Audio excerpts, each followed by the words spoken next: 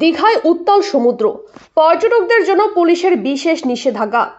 মৎস্যজীবীদের মৎস্য শিকারে না যাওয়ার পরামর্শ। টানা নিম্নচাপ ঝোড়ো হওয়ার ফলে সমুদ্র উত্তাল হওয়ার সম্ভাবনা। আবহাওয়া দফতরের পূর্বাভাস অনুযায়ী আজকে গভীর সমুদ্রে মৎস্য শিকারের উপর নিষেধাজ্ঞা জারি করেছে মৎস্য দপ্তরের তরফে। তাই দীঘার স্নানঘাটগুলিতে আজ সকাল থেকেই বাড়তি নিরাপত্তা চালালো পুলিশ প্রশাসন।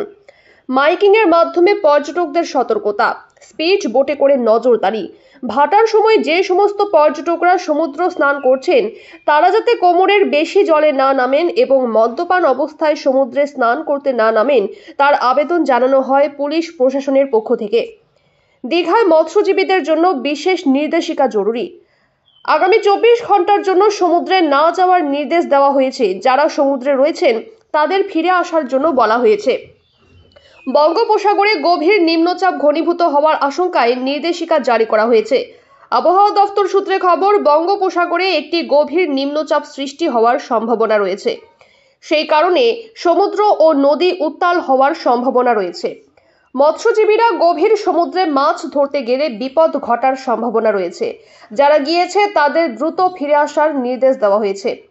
হাওয়া অফিস জানিয়েছে, ঝোড়ো হাওয়ার সঙ্গে ভূপৃষ্ঠের বাতাসের গতিবেগ থাকতে পারে 40 থেকে 50 কিলোমিটার প্রতি ঘন্টায়।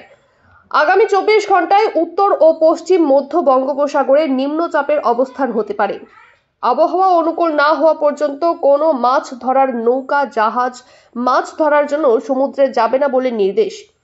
প্রতি মুহূর্তে আরএমসির বুলেটিন অনুসরণ করার জন্য নির্দেশ দেওয়া হয়েছে।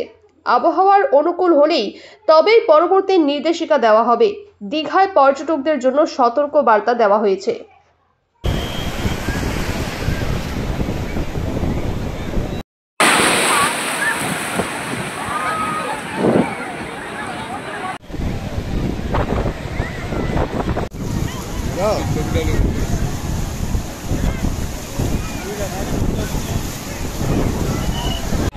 হ্যাঁ নিয়েছি ওটা স্যার।